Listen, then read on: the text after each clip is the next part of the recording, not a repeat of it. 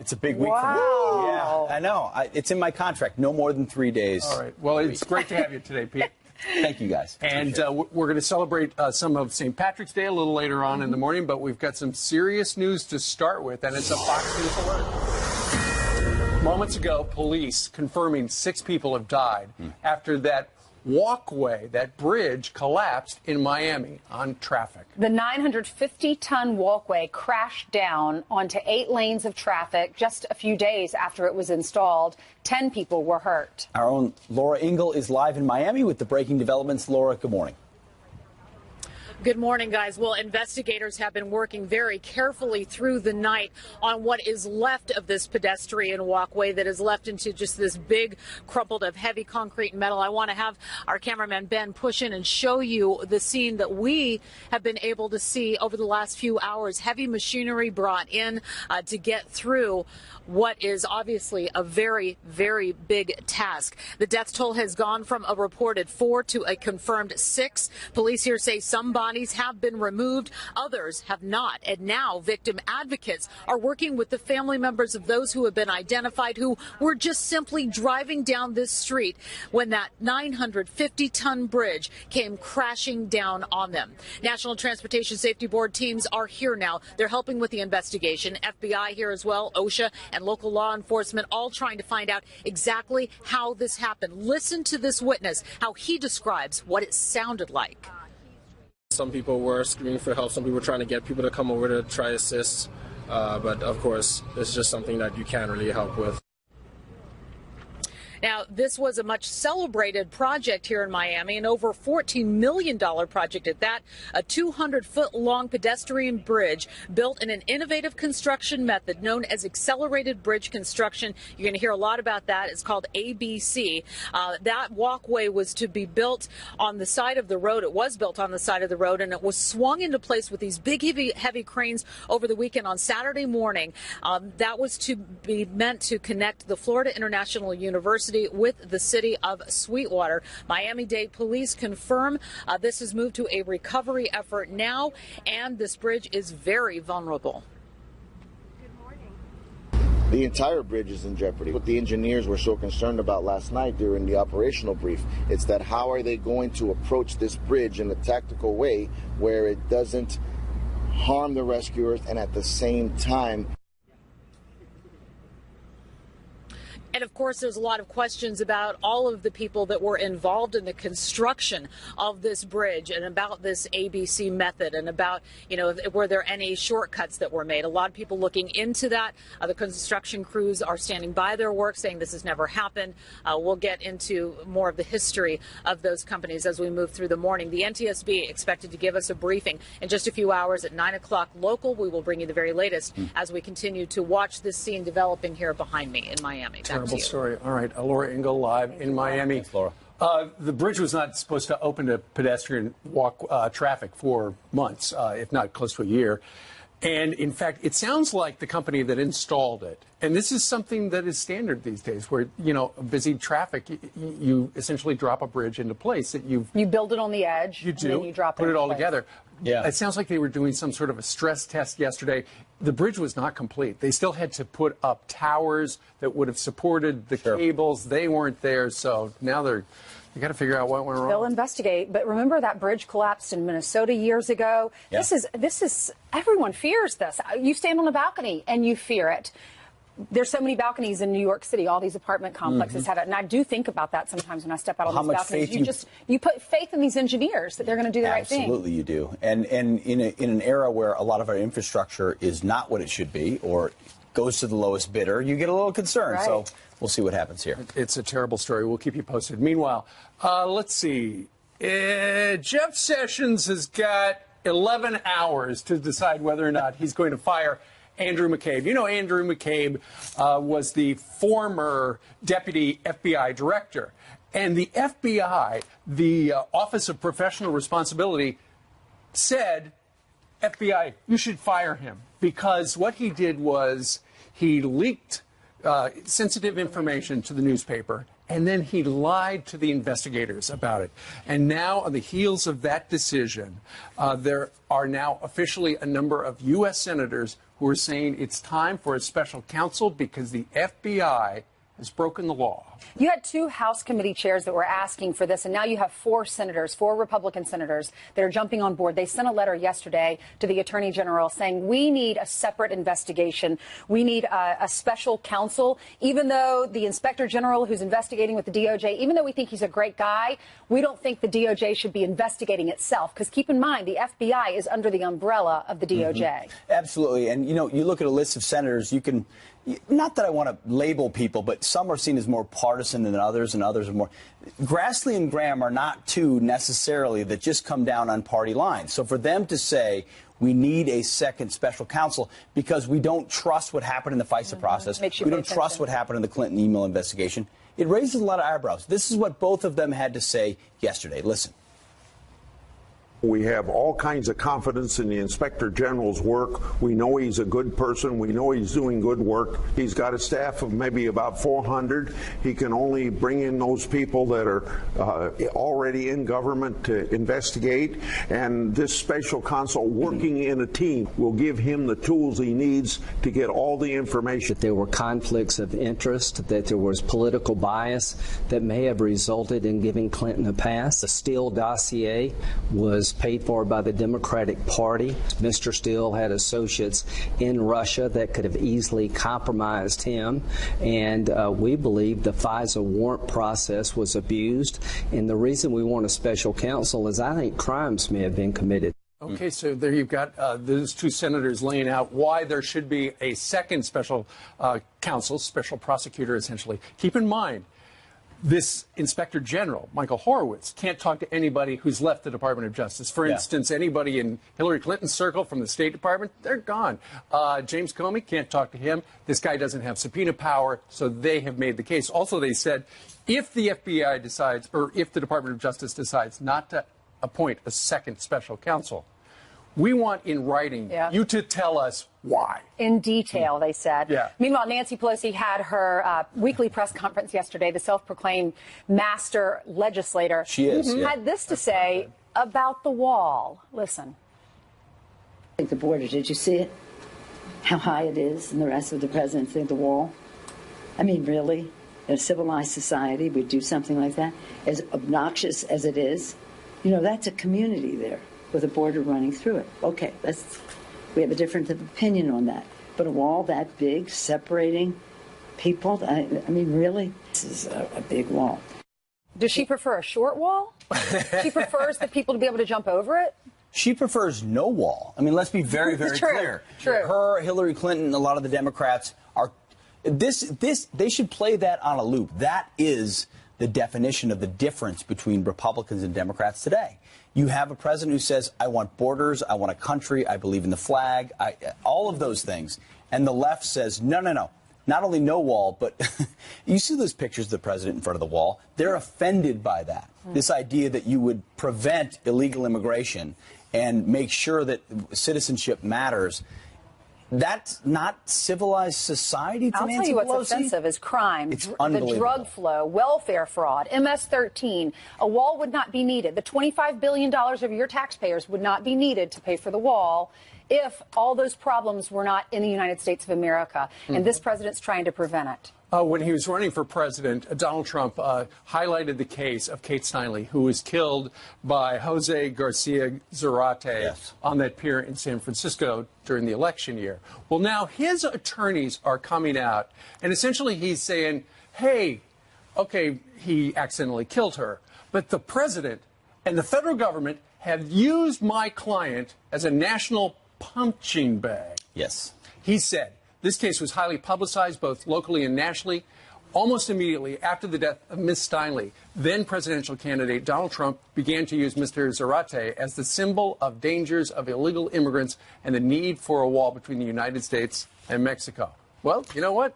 He's right about that. One man's symbol is another man's example. This is what the president said when he tweeted on November 30th of 2017, President Trump, about the Steinle verdict. He said, a disgraceful verdict in the Kate Steinle case. No wonder the people of our country are so angry with illegal immigration. The reality is when someone has been here, deported, they come back, they commit crimes, and they're still here 5 times. You have to ask yourself, what's wrong with our system? What are we not enforcing? What are we not doing? And the simple truth about President Trump is he showed up and said, we've got laws, let's enforce them. Not here's new laws, let's just enforce the ones we have. This is unbelievable. So he is here illegally, and now he's suing the government. Because he was actually unbelievable. He was used, and it's vindictive. The president was simply using his case as an example why we need the wall, and I'm sure the president would do that again today because, you know, according to Nancy Pelosi, it's really tall and it would keep people out. Steve, the wall just got 10 feet taller. Since you've been talking. It's going to be 40 feet. It's going to be 40 feet now. I mean, this is where we are in the debate. It literally is the crystallization of the left versus the right today. Have a border, have a wall, versus get it shorter. Like, get it down to here. Maybe you can hop over it. Okay. Anyway, that's cut the grass. Just cut the grass. That's all. Thank you. Jillian has some headlines for us. Hey, Jillian. Good morning to you guys. We do have some news we want to get to, starting with this Fox News alert. We now know the U.S. military crash in Iraq was deadly. Defense officials say 7 people were on board the HH-60 Pave Hawk when it crashed after hitting a power line near the Syrian border. It's unclear how many people are dead. The chopper was not on a combat mission, and there is no indication of hostile fire. This is the first deadly aviation accident for American forces during the ISIS war since 2014. We've now learned the names of the 2 Navy aviators killed in a deadly crash off the coast of Florida. Lieutenant Commander James Johnson and Lieutenant Caleb King died Wednesday after ejecting into the water when their F-18 Super Hornet reportedly caught fire in the air. King, who leaves behind a wife and 16-month-old daughter, is remembered by his family as a patriot. He was just an all-American, just random acts of kindness. Really humble dude, meek. He was just a great guy. You know, I can't believe he's gone. The crash is under investigation. And that's a look at your headlines. I will have more for you guys coming up in the next half hour. Right, thank you, Jill. Appreciate it. Meanwhile, some would call the Army's JROTC program an incredible opportunity for young patriots. One liberal group says it's a war machine and it needs to be out of America's schools. Do you agree? That story coming up next. All right. Well, today is the day before St. Patrick's Day, and that's why we are wearing green, and we're going to be having some green bagels and some soda bread here in a little bit. But rather than the soda bread, what does that have to do with St. Patrick's Day? It's something the Irish folks love. We'll have to find out. That's right. Good answer, Steve. So anyway, we're going to go from green to pink. In particular, Code Pink. You've heard of Code Pink. Code Pink was actually started back in 2002 as a grassroots protest group to counter George W. Bush and the war in Iraq. They actually also protested the war in Afghanistan, just to be clear. So it's not just Bush's war in Iraq, it's any war at all. Well, now they have a war on the junior ROTC program. Yes. They're writing our congressmen and women, well, 2 in particular. One from Texas, it's Congressman Mac Thornberry, and then John McCain from Arizona. They are the Senate and House Armed Services Committee chairs, and they're writing them basically saying we need junior ROTCs out of our schools because they're, what do they call them, killing machines? Yeah, war machines. So this is what Code Pink said, and I hate to give them any time, but we will. They said Nicholas Cruz, the shooter in Florida, was an expert marksman because he was trained by the U.S. Army JROTC program.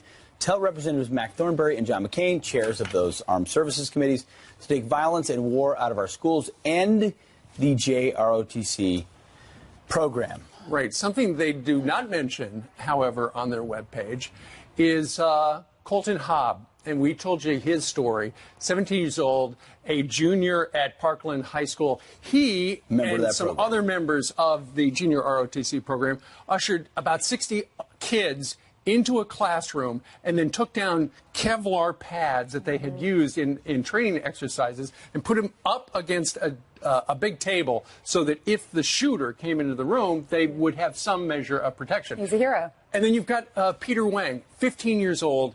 He actually died. He was wearing his uniform. He was helping students and teachers escape the shooting rampage. If you recall, West Point admitted him posthumously to an upcoming because class. that was his lifelong goal. His parents buried him in that uniform. All he wanted to do was go to West Point. And that training, you could argue the junior ROTC training helped these two individuals get people out or protect other people. Of course, I had a chance to speak to a big Navy JROTC event in Colts Neck, New Jersey, just a couple of days ago.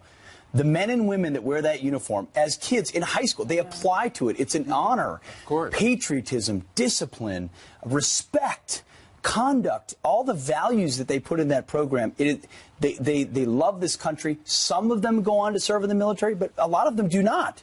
And it gives them an advantage in college.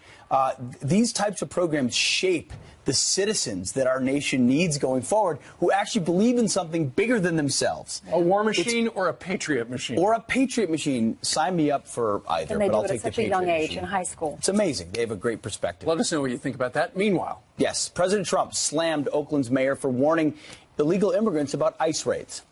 Now parents of children killed by illegals want her prosecuted. Jamil Shaw says the mayor... 1-800-SANDALS. Baby, you don't have to say nothing.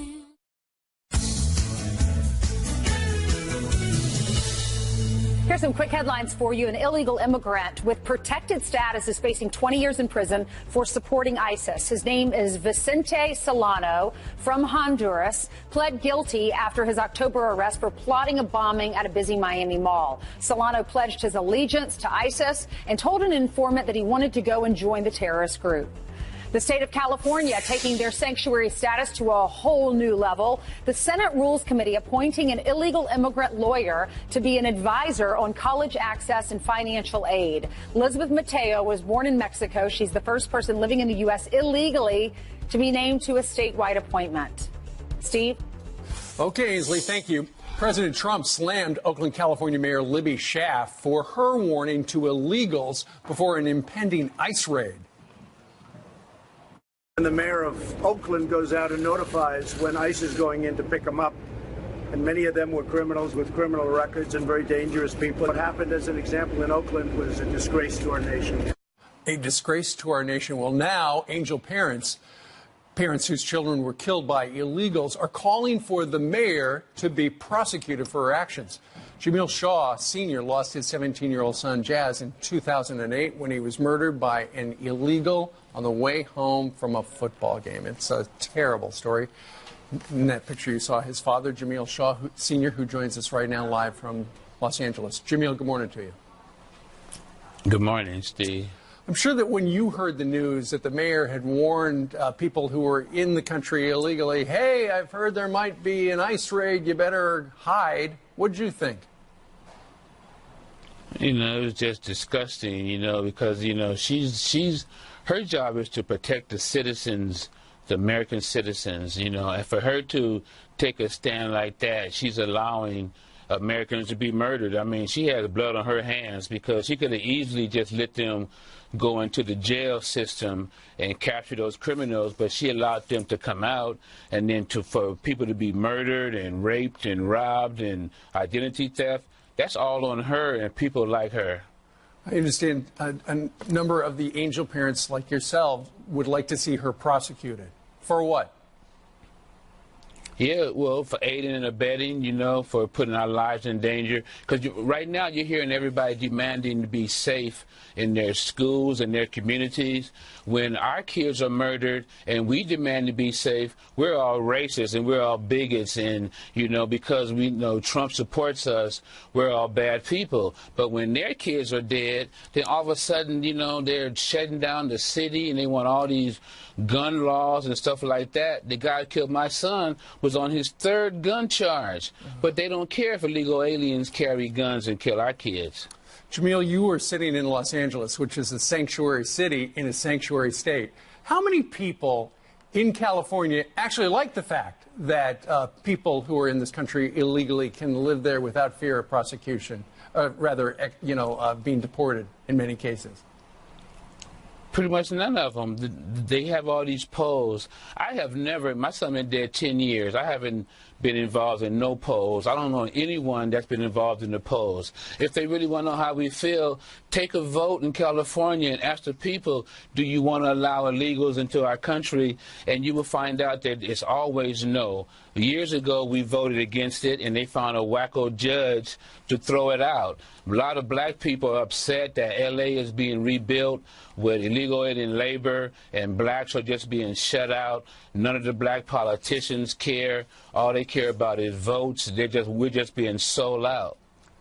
Well, you've painted a really horrible story. It sounds like you make it sound like these politicians in California just want to continue in power and have people vote for them to the exclusion of people's safety. Oh, yeah, and that's what they're doing. When my son was murdered, they put 11 ICE agents in the county jail so that wouldn't happen again. A year or so later, they voted and took them all out. And then they won't even let ICE do their jobs on the street. And then they wonder why the so-called innocent illegals that are being rounded up. What do you expect? People like me demand justice. We want deportations. We want the gangs all out of here. We want to go in the county jail and get them. If they don't want to do it, if they get caught in the net, that's clearly on them. Yeah.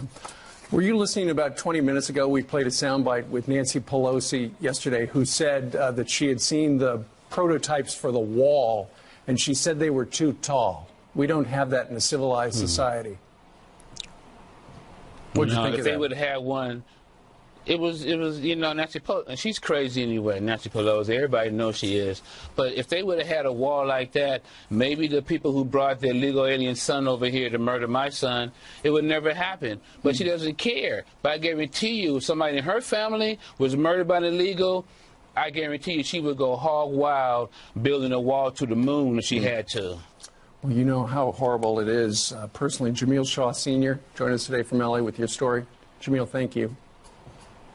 Thank you for the good work you guys do. Keep it up. Thank you. God bless you.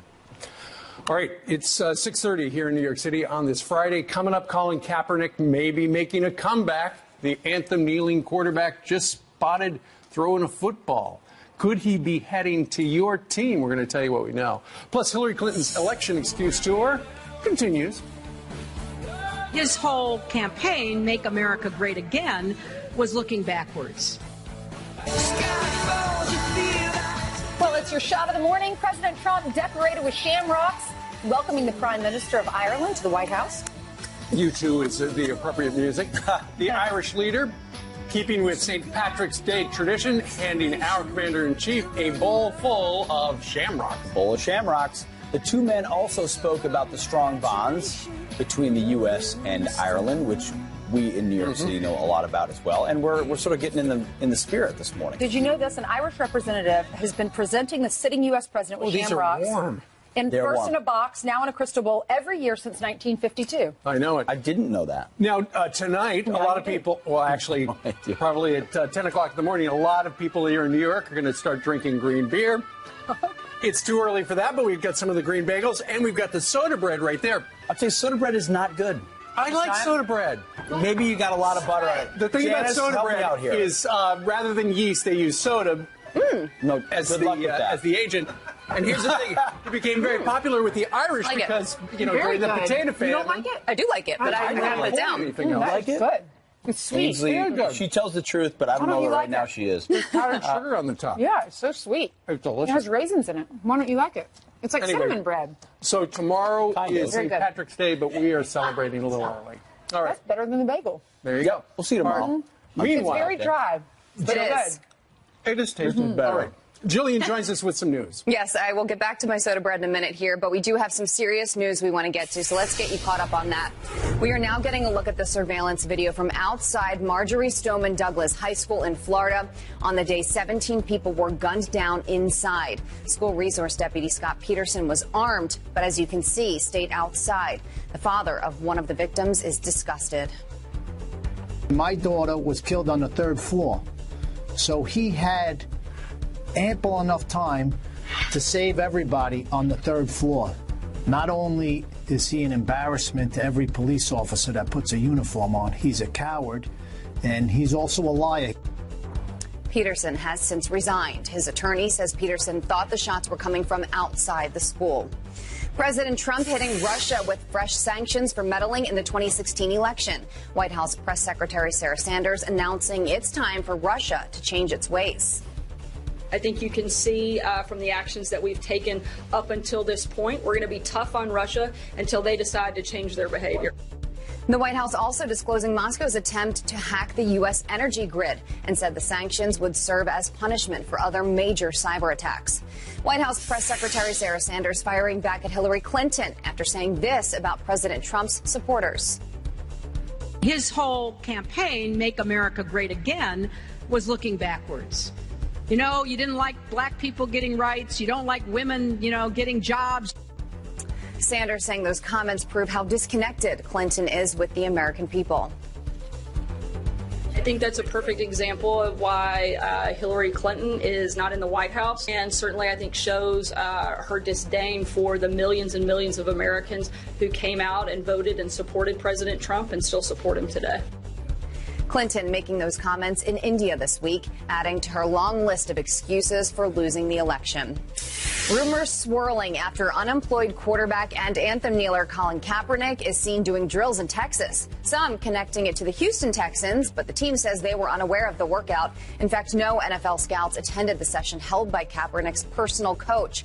The former 49er hasn't played since the 2016 season, when, as you know, he sparked the controversial NFL protests. Let's look at your headlines. I'll send it back to you so I can finish my soda bread. Good idea. They're delicious. And we're good, by the way, in Minnesota, we're good with quarterbacks. I'm wearing my Vikings tie today because we just signed Kirk Cousins. Oh, because why? So we're good to go. Minnesota bread. Soda bread. Minnesota.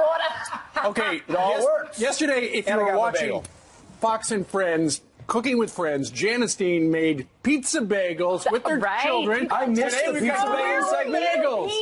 Where was I? I know. What did the boys say yesterday when you got home from work? So they were heroes. So Matthew's teacher played the video in his class. Theodore's teacher, Mrs. Decker, is going to play it today. Oh. They got back skipping off the bus. And then they said, "Mom, when are we coming back?" Anytime. All right, so let's take a look at the current temperatures because you know what? We've got like the first day of spring happening next week, and for a lot of the country, it's not going to feel that way. We have system after system moving into the west, moving into the central U.S., northern plains. We've got a mix of snow and freezing rain and sleet, and all of this is moving across the country and potentially could bring our next nor'easter Tuesday and Wednesday. So stay tuned. Here's your future radar. Not only the wintry side of this, but we could see some severe weather across the mid-Mississippi and the lower Mississippi River Valley, large hail, damaging winds, isolated tornadoes. And then we will watch, my friends, the potential for yet another coastal storm Tuesday and Wednesday. Stay tuned. Keeping us in business in the weather department. Man, it's always. Always. All right, JD, thank you very much. It doesn't matter. It's Friday. We'll take whatever they give us. Whatever you give us, Janice. Well, you know what? Since it's Friday, let's talk movies. The new 21st Century Fox film Love, Simon hits the theater. Cast. And it's love, comma, Simon, like a letter. Yes, that's how he communicates with this other person on the internet. It's sort of a coming of age, not sort of, it is a coming of age, coming out story in the John Hughes type of vein. I recently caught up with the cast out in LA who told me all about this incredible movie.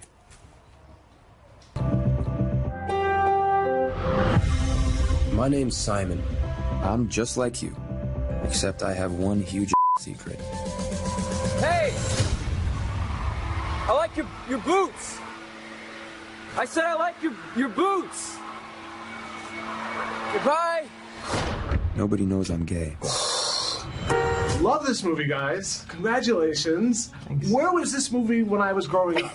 This is the movie we all needed. Right. And I'm sure you sort of feel the same way as well. I did from the second I read it, and I sort of thought, okay, gosh, I really could have used this movie. I got to make sure I don't mess it up. I love this movie, and I want people to go out and see it and support it. So I want more stories like this. Simon's is one of many stories that need to be told like this. What is it like to sort of be a part of it? It's a game changer.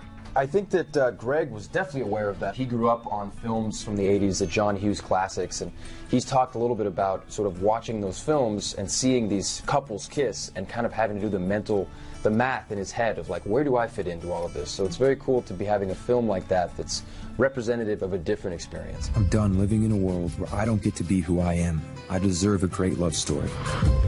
And I want someone to share it with. Everyone deserves a love story, and I feel like this is no different. It's about the person and the love story and the relationships and the people around him, and I think that that's something that has made it accessible and also resonated with people. The idea that people are that ecstatic when they get to feel like Simon is succeeding, and that celebration of a character like that is something that we all want to see. What makes Simon's story so universal is finding his voice, accepting himself, and then telling the world in no uncertain terms, this is who I am. P.S. It doesn't seem fair that only gay people have to come out. Why is straight the default? I have something I need to tell you. I like girls. You trying to kill me? I like men.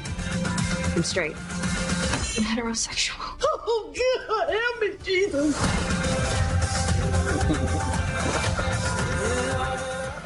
Wow. There's a lot to love about Love, Simon. The least not being it's the first major studio gay teen romance production ever. It's opening up today in 2,400 theaters around the country. And the word of mouth is fantastic, and it's gotten really good reviews. So. And it looks funny as well. Yes.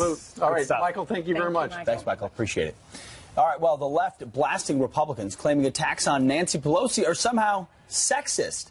But what about all the attacks on conservative women? Our next guest is calling out that hypocrisy. Plus, Alan Dershowitz, Geraldo Rivera, and Dolly Parton. They're all here live. Michael, you've got to stick around. Stick around for Dolly. Going to be in the building. Hello, Dolly. When asked about the Republicans trying to link Conor Lamb to Nancy Pelosi in Pennsylvania's special congressional election, one Democrat leader left no question about what he thought. Conor Lamb really localized the issue. The attempt here to nationalize it by the Republicans, I think they need to get a new game book. The attempts to use Nancy Pelosi, it's failing them at this point. And I think, quite frankly, it's sexist.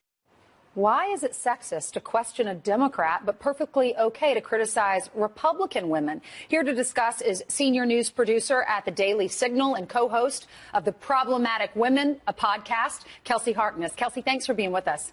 Good morning. Good morning. What do you think of this? Do you think it's fair for Democrats to say if you criticize Nancy Pelosi, the content of what she says and her beliefs, then you're sexist?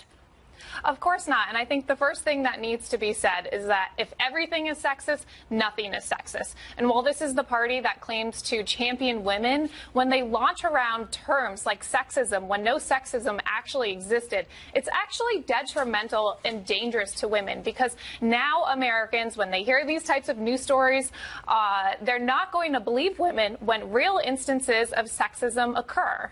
Well, Conor Lamb, the Democratic candidate, he said he would not support Nancy Pelosi in the next leadership bid. Now, he's choosing to distance himself from Nancy Pelosi. So is he sexist?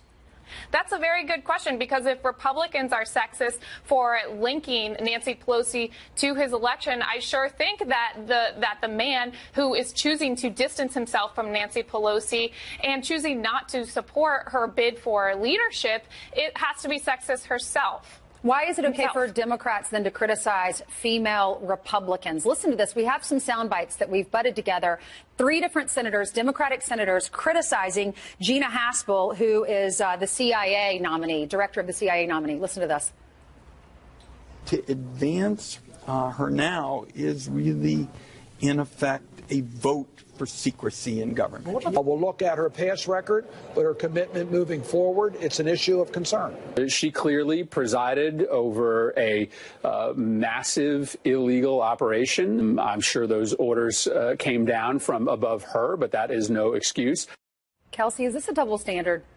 It's, of course, a double standard, and I think this just shows how ridiculous that comment is. It's actually degrading to Nancy Pelosi. Although I disagree with her on just about everything, Nancy Pelosi is a strong woman, and she's capable of defending herself and the policies that she supports. I think launching around terms like sexism when nobody attacked Nancy Pelosi based on her looks or her gender is actually degrading, and I don't think helpful to any conversation surrounding real sexism. Yeah, you know, you bring up a good point. It's valid to say it's sexist if you criticize someone's looks or someone's gender based on that, but just criticizing what they say and what they believe and how they vote, how is that sexist? It's not sexist, and I think we hear the same lines again and again from Democrats. It's like when they run out of things to say, they go to these terms like sexism and racism. We heard it from Hillary Clinton earlier this week. And then when it comes to criticizing conservative women, they have no problem criticizing conservative women on their policies, which is completely fine. And we should be doing that. We should be critically looking at women and the policies that they're supporting. I agree. Save those criticisms for when they're valid. It's like crying wolf. When everything is sexist, you say nothing is sexist. Thanks so much, Kelsey, for being with us. Thank you. Have a good weekend. All right, Robert Mueller targeting the Trump Organization with his latest subpoenas. Does that really fall under the scope of his Russia probe? Alan Dershowitz has been warning about this, and he's going to join us live in the next hour.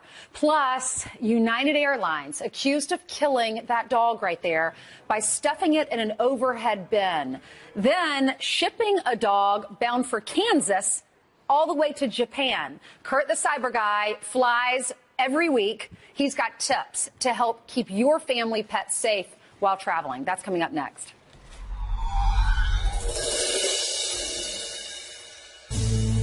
Welcome back. Well, a dog mistakenly sent to Japan, well, instead of Kansas, by United Airlines returning That's a home little detour. overnight. Yep. Little. Supposed to take a right, took a left. United is already under scrutiny, and now a criminal investigation is underway after the death of a puppy, which was placed in an overhead bin during a flight to New York City. So how does United stack up with other U.S. carriers? Kurt Knutson, the Cyber Guy, is here to break it all down for us. You fly all the time. You've looked at these numbers. What's the worst airline when it comes to dog deaths or animal deaths? Department of Transportation comes up with this data because airlines are required by law to announce to the Department of Transportation any incident involving a pet death or a live animal death on board an aircraft.